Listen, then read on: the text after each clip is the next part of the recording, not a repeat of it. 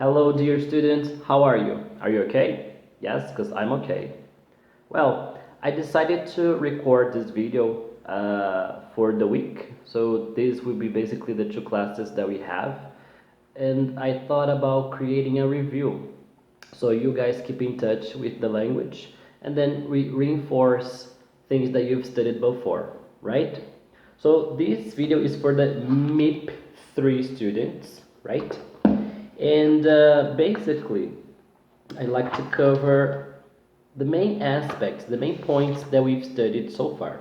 Okay, in the first unit, in the beginning of the class, we saw about the 5 R's, right? They differentiate a little bit from the 3 R's because they have two more, right? So they are reuse, refuse, recycle, rot, and did I say reduce? I don't think so. So refuse, reuse, reduce, rot, and recycle. We also saw these 5 categories concerning the fashion industry. Okay, we listened to a conversation talking about the exploit of kids that work in Asia, for example, and they work long hours and basically it's a slavery work, right? And I think it's important to remember a few vocabulary concerned material and the style of clothing, right? So if you don't remember that very much, I really suggest you to go to page 10, okay? Because there we have some styles and materials, so I think it's good for you to reinforce that. Okay. Another thing that we saw, and I think it was interesting, do you remember that we saw some pictures of people at the gym, and then we saw people like nowadays and people in the past, and then what kind of vocabulary did you use to contrast that? If you don't remember, take a look at your book to page 11. I think it might help you. But it was something like on the one hand we have this. On the other hand, so this is a nice way for you to use vocabulary to contrast images, right? This is also pretty important. And the main and the most difficult part probably might be about the grammar point concerning double comparative, right?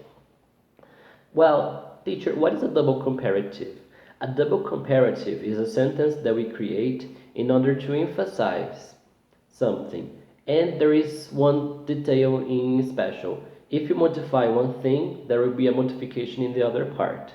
For example, I can say that the more that I study, the more exhausted I get. So they are connected. So yeah, if I study more, I'm gonna be more exhausted. That's just an example, right? Another example could be like the bigger the cake, the better. Because I really like big cakes. So that would be another possibility, right? And one thing that we have to have in mind is we have short adjectives and long adjectives.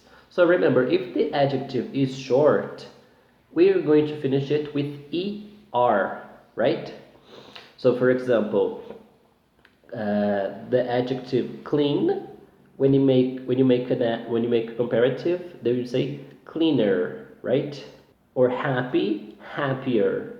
So I'm gonna create an example with these two adjectives, like the cleaner my kitchen is, the happier I feel, right?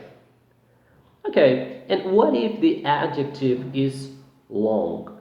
In this case, we're not going to put er, but we're going to put the.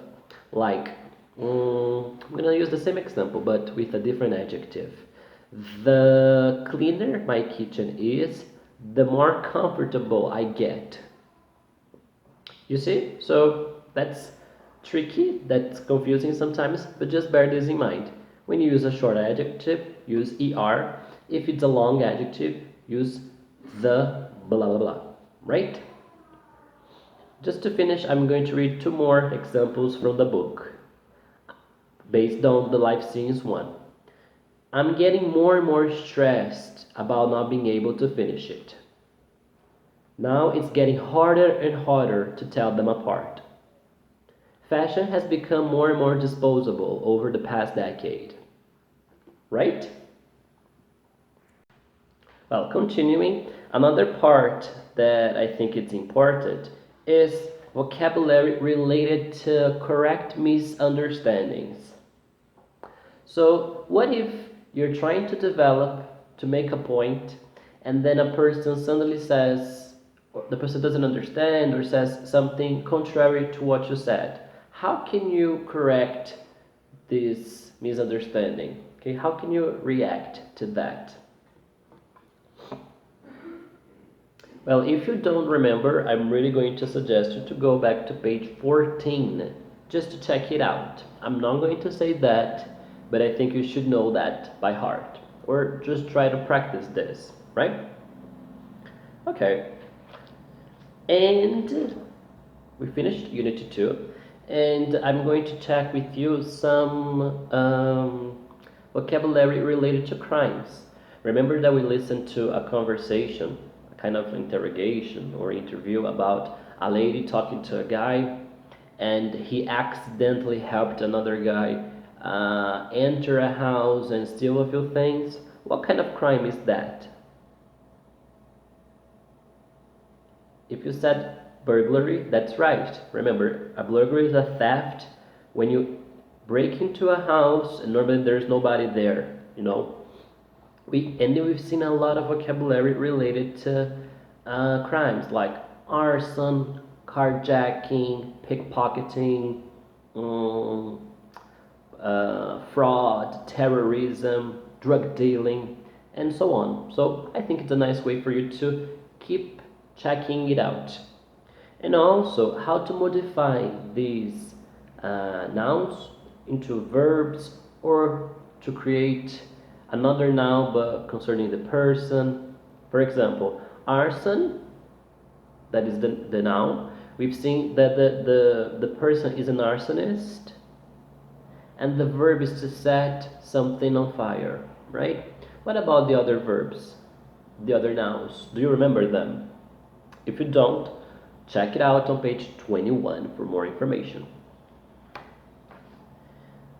Let's see. There are just two more things that I think it's important for you to remember.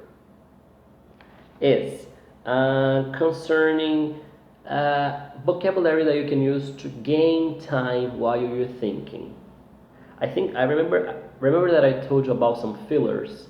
So you can use words like in order to gain time, but you can also use more complex sentences like what I was trying to say is that, and so on. Okay, if you don't remember that, check on page 23. And to finish this video, not to be so long, okay, I really suggest you to see on page 26 how to make a reasoned argument. If you're developing your ideas, if you're taking something into consideration logically, how can you develop that? Okay? Well guys, that's it for today. Thank you so much. I hope this video helped you refresh your memory and make you remember a few things that we've studied so far. Okay? Please, I'm going to reinforce you. I posted something on Mural last week that it was for you to update and do all of the unities, all of the exercises from Unity 1 and 2 from iConnect. So these will be mandatory. You have to do that. Okay? Please, if you can do this until Thursday, this will help me a lot because on Friday I have to post your grades. So you gotta do this, okay, in order to have a great grade. Wow, this is very confusing to say. Okay, a great grade, right? Thank you so much. See you later. Bye.